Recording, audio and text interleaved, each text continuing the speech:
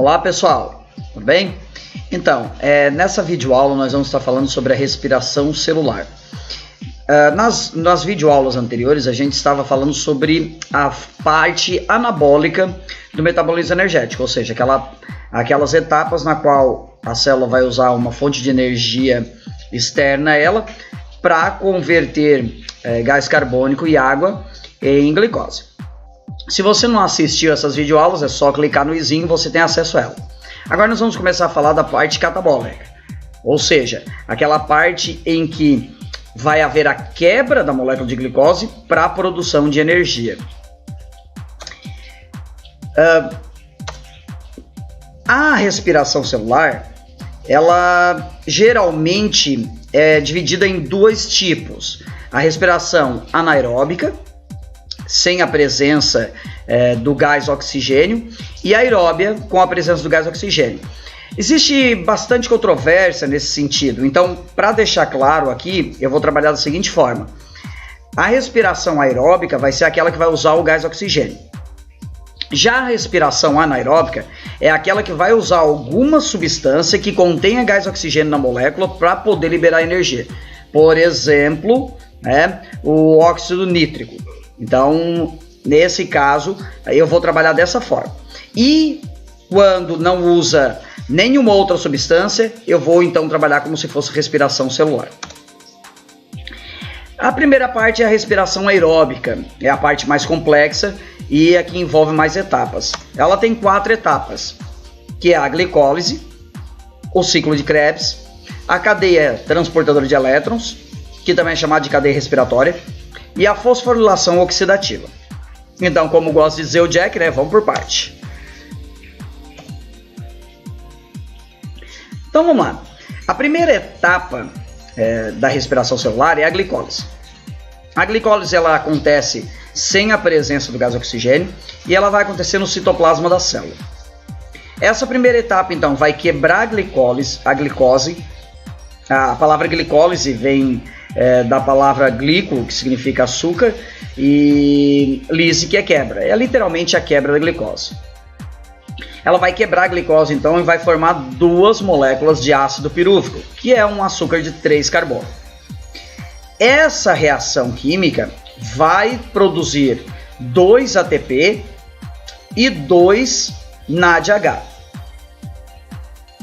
Depois, uma segunda etapa, depois da formação do ácido pirúvico, vai ser a formação da acetilcoenzima A. A formação da acetilcoenzima A, então, vai usar uma molécula de piruvato, de ácido pirúvico, e vai liberar uma molécula de gás carbônico e vai produzir uma molécula de acetilcoenzima A. E nesse processo vai produzir mais uma molécula de NAD. Como foram feitos 2, esse processo vai fazer 2 acetilcoenzima A. Para que fazer essa acetilcoenzima A? Ela vai entrar no ciclo de Krebs, que é a segunda etapa da respiração celular. No ciclo de Krebs, então, a acetilcoenzima A entra e vai dar uma volta completa no ciclo. Tem uma série de enzimas aqui, eu não estou colocando todas elas, só botei algumas mais importantes. Mas o que é interessante a gente saber é o seguinte: depois desse processo, depois que a acetilcoenzima A deu a volta completa no ciclo, vai ter sido produzido 1, 2, 3 moléculas de NADH e 1 molécula de FADH2. Além disso, vai ser produzido 1 molécula de ATP.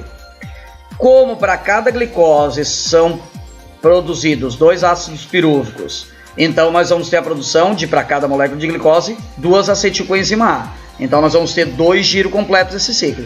Então, na verdade, nós vamos ter tudo isso multiplicado por 2. Depois, no final, a gente vai fazer o balanço energético e nós vamos ver certinho essas etapas. Agora nós vamos para a cadeia transportadora de elétrons e a fosforilação oxidativa.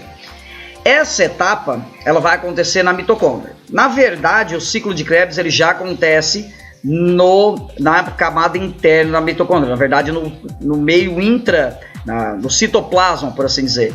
É meio controverso isso, mas a teoria mais aceita diz que, na verdade, a mitocôndria era uma bactéria que foi assimilada por uma célula eucarionte primitiva, então eles passaram a viver em simbiose. Então, dentro da matriz da mitocôndria, que tecnicamente é um citoplasma, acontece o ciclo de Krebs. Já a cadeia transportadora de elétrons e a fosforilação oxidativa vai acontecer nas membranas. Então agora, nessa etapa, vai ser usado os NAD, que foram produzidos na glicólise, na conversão do ácido pirúvico em acetilcoenzima A e no ciclo de Krebs. Também vão entrar o FAD, que foi produzido no ciclo de Krebs. Então, eles vão liberar os íons H+, então o NADH vai ser reduzido em NAD, e o FAD, H2 vai ser reduzido em FAD, e com isso nós vamos ter um gradiente de elétrons, que vai tocar uma bomba proteica, que é chamado de ATP sintetase. E essa bomba proteica, pela entrada, pelo gradiente eletrônico, ela vai converter ADP e ATP. Vai ligar um ADP com um fosfato inorgânico e vai converter em ATP, fazendo a oxidação dos íons H+, com o gás oxigênio, convertendo em água. Então, é aqui que vai ser feito o grosso das moléculas de ATP. Aqui nós temos um resumo geral de tudo que eu falei. Então, o que é que... Eu sei que é um conjunto de etapas complexas, complicadas. Ficar lembrando tudo isso não é uma tarefa fácil. No entanto, existe alguns conceitos chaves, alguns detalhes chaves aqui para a gente entender. Então, esse quadro ele resume tudo que a gente viu até agora. Então, na glicólise vai ser produzido 2 ATP e 2 NADH. Esses NAD vão entrar lá na cadeia transportadora de elétrons, lá na fosforilação oxidativa, e eles vão dar origem a 4 ATP. Então, no balanço geral, a glicólise vai fornecer 6 ATPs. A conversão de piruvato em acetilcoenzima A vai produzir 2 NADH. Esses 2 NADH vão estar na matriz da mitocôndria, então cada um deles vai produzir 3 ATP. Como são 2, no resultado final nós vamos ter a produção de 6 ATP nessa etapa. Já o ciclo de Krebs, ele vai produzir o quê? 2 ATPs, 6 NADH, né? Porque cada volta produz 3, mas dá 2 voltas, porque são 2 acetilcoenzima A, e 2 FAD. Cada NAD produz 3 ATP, então nós vamos ter 9 ATPs, mas como são 2 giros, então nós vamos ter um total de 18. Cada FAD produz 2 ATP, como são produzidos 2, então nós vamos ter 4. E isso aqui vai dar um balanço geral de 36. Alguns devem estar pensando que tem algum bug aí, principalmente se comparar aqui, ó, esse NAD, né? Aqui ele vai produzir só 2 ATPs cada NAD. E aqui ele produz 3 e aqui também.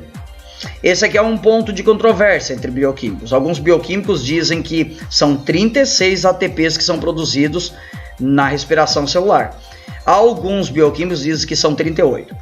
A verdade é o seguinte: o NAD da glicólise, ele é produzido fora da membrana da mitocôndria.